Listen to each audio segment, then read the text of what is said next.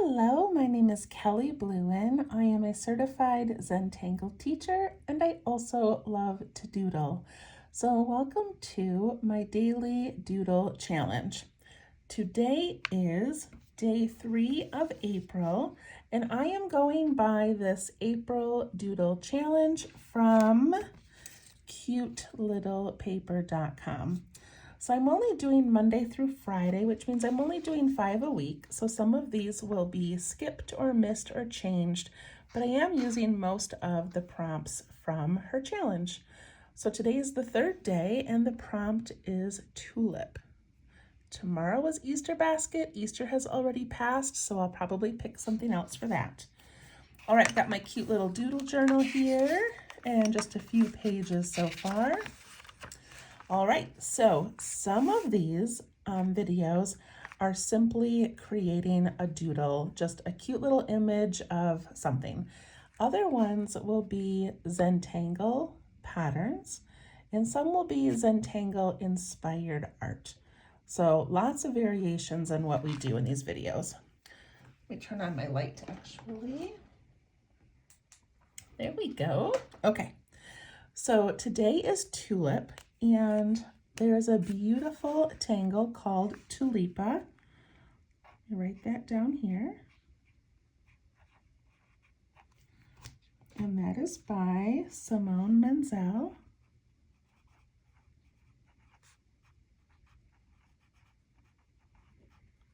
A CZT. Okay. This one might actually be fun if you wanted to turn your paper. So you could make more of them, but I'm just gonna do mine this way and we won't be able to fit as many in, but it's such a beautiful and fun one to play with. Okay, I'm going to start by making a box or a frame. So if you do Zentangle art, then you probably use these Zentangle tiles that are 3.5 by 3.5 inches, and that is a great size to work in. I have a hard time working on just open paper. I like to have like a little frame to work in. So if you have one of these, you can trace it, or you can just draw a little frame on your book.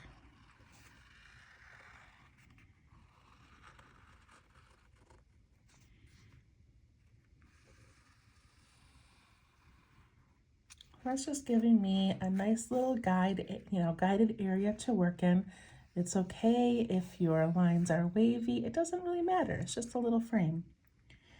Okay, so I'm going to begin with pencil so that we can get an idea of how this works, and then I will switch to pen. So Tulipa, a lot of the Zentangle patterns or tangle patterns are non-representational. This one, however, is meant to look like a tulip. So it's not meant to be a perfect tulip or an exact replica, but just gives that general idea. And this one, again, is not created by Zentangle Incorporated. It's created by Simone Menzel. Okay, so I'm going to begin with a tall one up here. So I'm going to put a little point here, and then I'm going to come almost straight down to the ground. I say almost because my next line I want to be like a tall triangle. See that? So I'm a little bit wider at the bottom and they get narrow and meet at the top.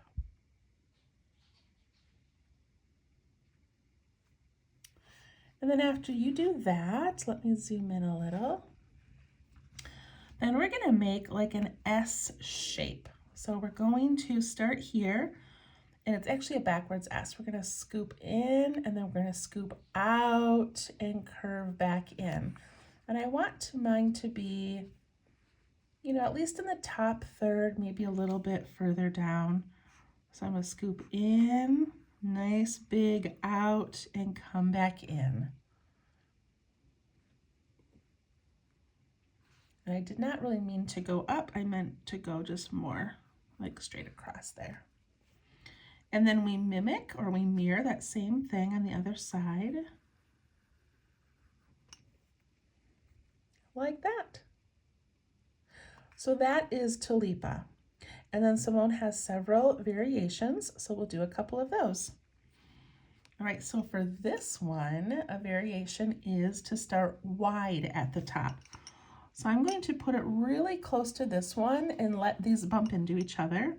So I'm gonna go a little bit taller, and I'm gonna start wide, and then I'm gonna come straight down.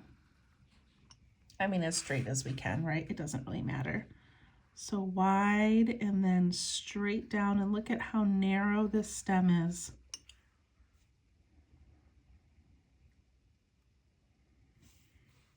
And then we do that same like curvy S. We're gonna go in, out. We're gonna imagine it coming back around here and then coming out at the bottom. And this side we curve in, out, and back in there.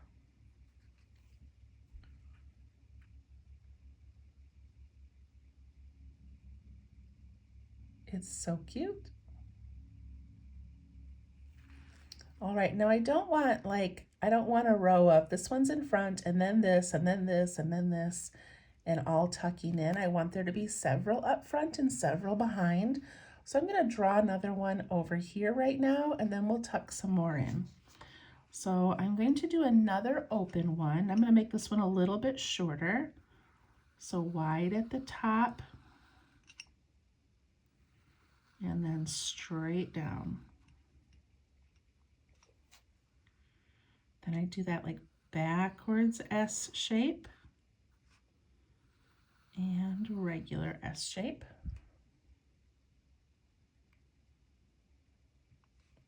And the only difference on this one is in the background we put another little petal.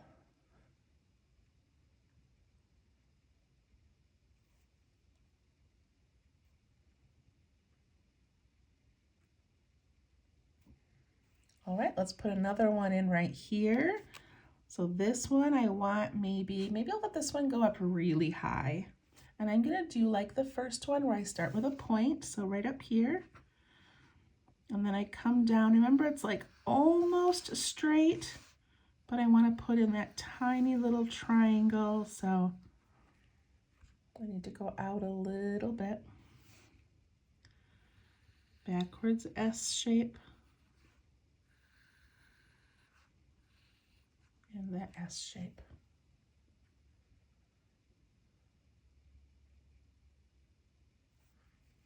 I'm going to put a small one over here, and I'm going to do that open one again. So open and down.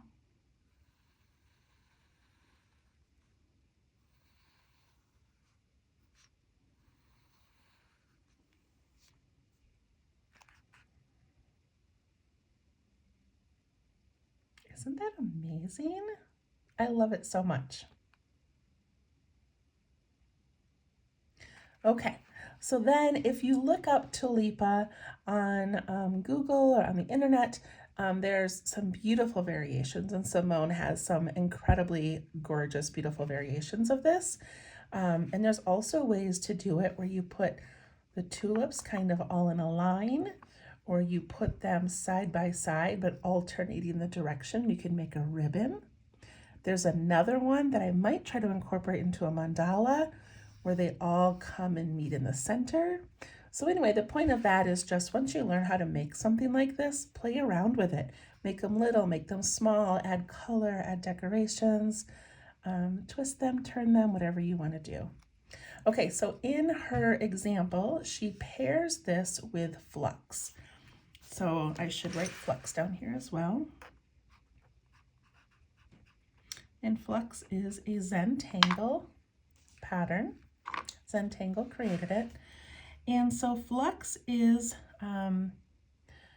like a teardrop or raindrop shape. And in this case, we're going to do it upside down as if they are leaves.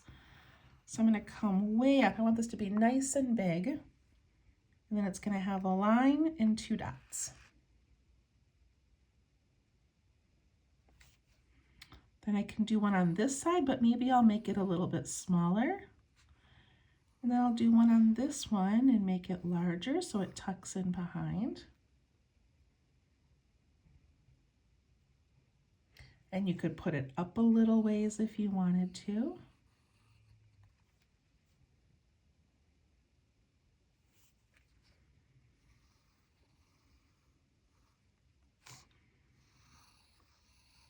So play around with these, let them fill in that area in between. Maybe you only want one on the side, you know, you don't want two. It can tuck in behind another one or tuck in behind a tulip.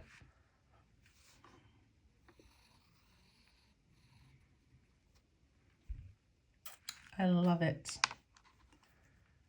All right, I'm gonna take my pen now, and typically when you're just drawing Zentangle patterns, you don't use pencil.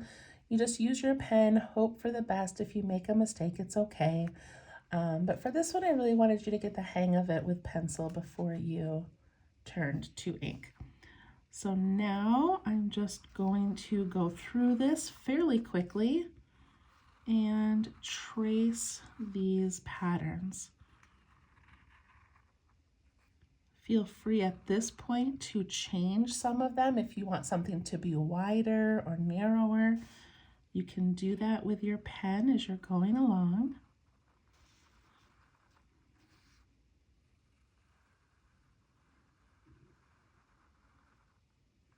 And if you're using one of these Sakura Micron pens, you do not have to push hard. You do not have to squeeze hard. So let the pen do the work. Loosen your grip. And just let the pen put the ink on paper for you. You don't have to pressure it.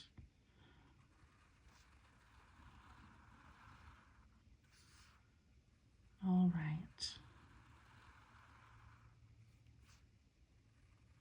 These are so fun. She has another version online where she does this, has the flux, and then she puts Easter eggs. And it's just so beautiful.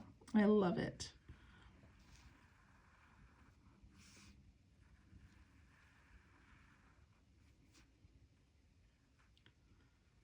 I have my windows closed, but we just had a rainstorm and it stopped, and now the birds are chirping. So if you hear a strange sound in the background, it is the birds being excited that it's spring.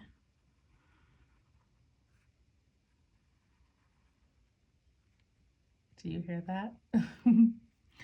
All right, I'm going to put in my flux now. Flux is such a fun one to add to any piece, but especially if you need an easy way to make some leaves.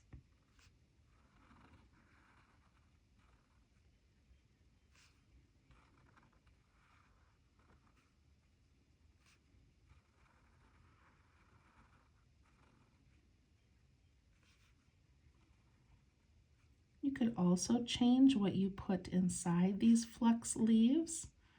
So maybe you want to do a little spiral, or you want to do a longer line with a larger dot on top, whatever you would like. Okay, there we go. All right, I'm going to take my pen and I'm going to put a line on the outside of this little frame. And again, I'm not worried about straight lines. I'm just creating this little frame. And I just like the double line for these.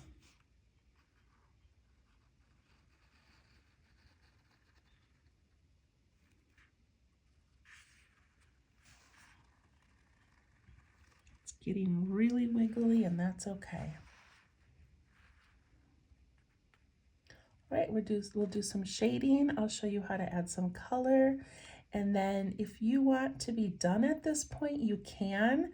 If you want to keep going and adding more, which is what I tend to do, then a couple of things. You can add some more of these little tulips in the background. You also could add some of these flex shapes, like coming up the sides or coming down from the top.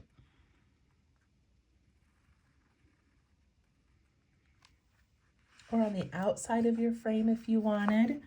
You could also add some little circles or orbs. I like to ink in the extra area left behind.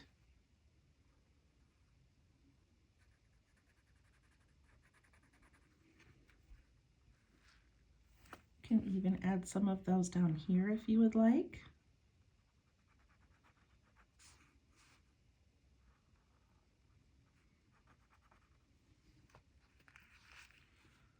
So pretty.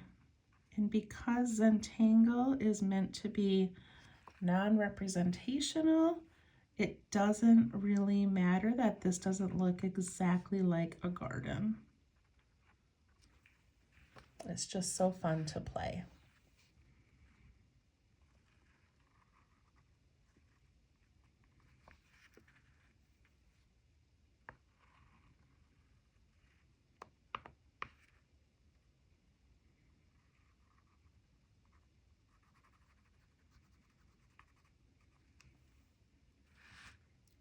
So cute. All right, let's do a little bit of shading. So to shade these, I would put probably a little bit up here in the tops.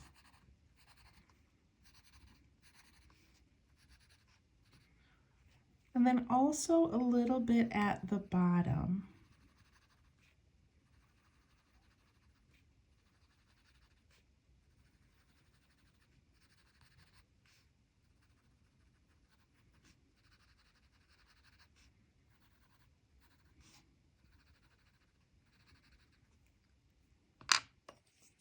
You can take a blending tool, you can use the corner of a tissue, or you could use like a Q-tip.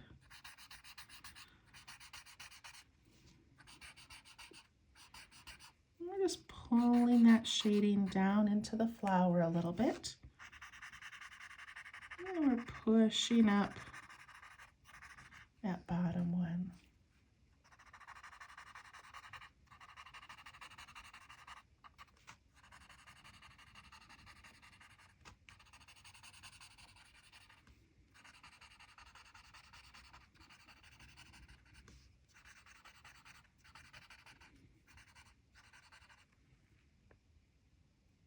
So pretty. We want to add a little bit of shading where one goes over another. So this tulip is in front of this one. So I just put a little line of graphite there. And I add this little shadow. This one goes over this one. So I add a little shadow. This one is behind, this one is in front, so it goes over this.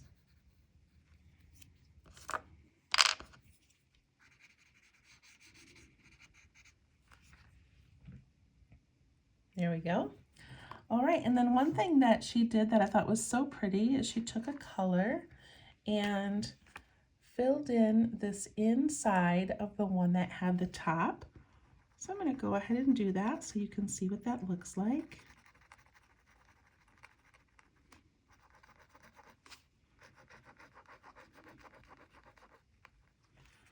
What a fun way to add a little bit of color.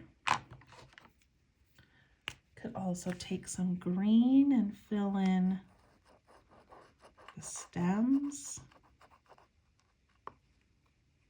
Well, this one, the stem opens up, so maybe I don't want to do that, or maybe I do green part way up. It's up to you. And then of course you can always put some green inside your leaves. I love to just trace on the inside at like that hint of color.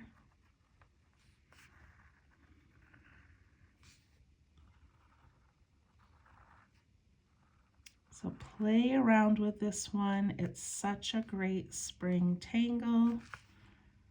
And yeah, and of course you can always add color to the petals. So have fun, enjoy, relax, and we'll see you tomorrow. Thank you. Bye-bye.